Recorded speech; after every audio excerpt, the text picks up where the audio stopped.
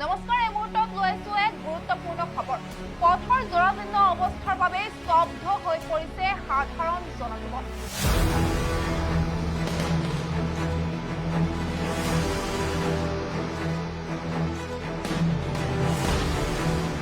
পথৰ শোচনীয় দুৰৱস্থাৰ বাবে মহৰীপাৰা আৰু বগামাটিৰ সংযোগী পথত সম্পূৰ্ণৰূপে বন্ধ হৈ পৰিছে বাছ সেৱা। ফলত বহিজগতৰ পৰা এক প্ৰকাৰৰ বিচ্ছিন্ন হৈ পৰিছে তামুলপুৰ আৰু ওদালগুৰি জিলাৰ বহু গ্ৰাম্যাঞ্চলৰ ৰাইজ। যাতায়াতৰ কোনো বিকল্প ব্যৱস্থা নথকাৰ বাবেই এতিয়া সৃষ্টি হৈছে ৰাইজৰ মাজত হাহাকাৰ পৰিস্থিতি। চাওক আমাৰ এক বিশেষ প্ৰতিবেদন। মহৰীপাৰা বগামাটিৰ পথৰ জৰাজীৰ্ণ ৰূপ, বন্ধ বাছ সেৱা।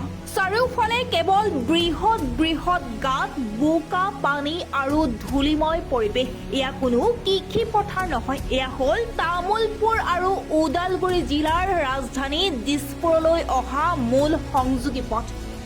দীৰ্ঘদিন ধৰি মেৰামতিৰ অভাৱত জৰাজীৰ্ণ হৈ পৰা এই পথছোৱাত এতিয়া বাহন চলোৱাটোতো দূৰৰে কথা, খোজকাঢ়ি যোৱাও অসম্ভৱ হৈ পৰিছে। পৰিস্থিতি এনে পৰ্যায় পাইছেগৈ যে এই পথটোত বৰ্তমান সম্পূৰ্ণৰূপে বন্ধ কৰি দিবলগীয়া হৈছে বাছ সেৱা। জৰুৰী চিকিৎসা, শিক্ষা বা দৈনন্দিন কাম কাজৰ বাবে ওলাই আহিবলৈ এতিয়া হাহাকাৰ কৰিবলগীয়া হৈছে অঞ্চলটোৰ হাজাৰ হাজাৰ ৰাইজে। কিন্তু এতিয়া প্ৰশ্ন উঠিছে চৌপাশে, ক'ত শুই আছে জিলা প্ৰশাসন আৰু লোক নিৰ্মাণ বিভাগ? কিয় কাণসাৰ নাই জনপ্ৰতিনিধিসকলৰ?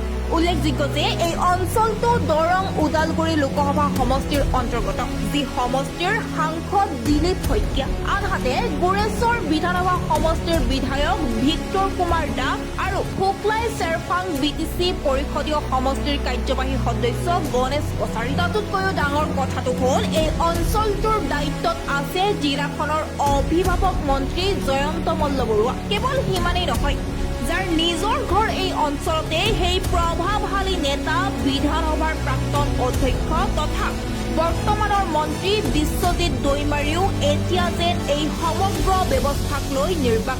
কি কওঁ এতিয়া, ক'বলৈতো ভাষাই নাই। ৰাস্তাৰ কথা কৈ লাভে নাই। এতিয়া কিমান বাৰ আমি প্ৰতিবাদ কৰিলো ৰাস্তাৰ কাৰণে, তো কৰাৰ পিছতো মানে চৰকাৰে একো দুখন মানে গুৰুত্বই নিদিয়ে আমাৰ এই ৰাস্তাটো।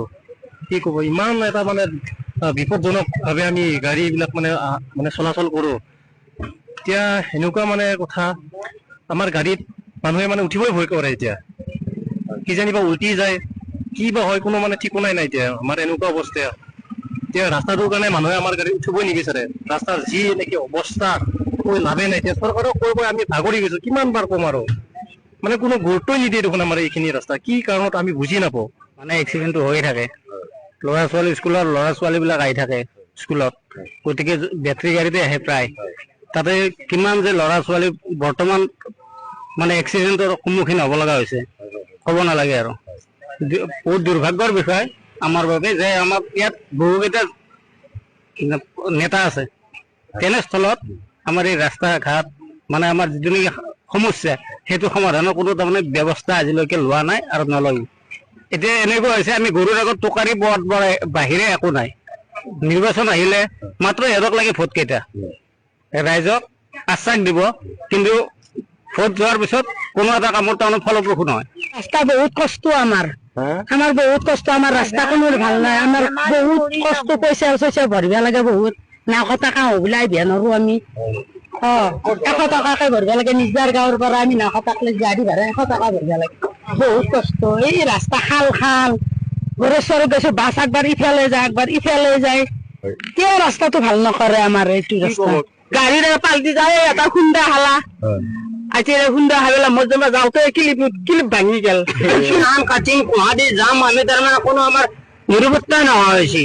এফালে যাম সেইফালে মানুহ পাল্টি যায়, সেইফালে যাম সেইফালে যাওঁ মানুহ পাল্টি যায়। আমাৰ এতিয়া আমি গাঁততো এতিয়া পানী হ'ব, আমি গাঁত চিনি নাপাওঁ নহয়। এতিয়া আমি গাঁত চিনি নাপালে আমি ৰিক্সাখন লৈ আমি কোহাই যাম। আমাৰ মহা নিৰূপায়। এতিয়া ৰাস্তা ভাল হলে আমাৰ চাৰো চাইড উন্নতি আহি যাব। এতিয়া আমাৰ যাতায়াতটো আমাৰ যেতিয়া ভয়া হৈ আছে, আমি তেতিয়া আমি তাৰমানে কোনো ফালৰ পৰা আমি উন্নতি কৰিব নোৱাৰো।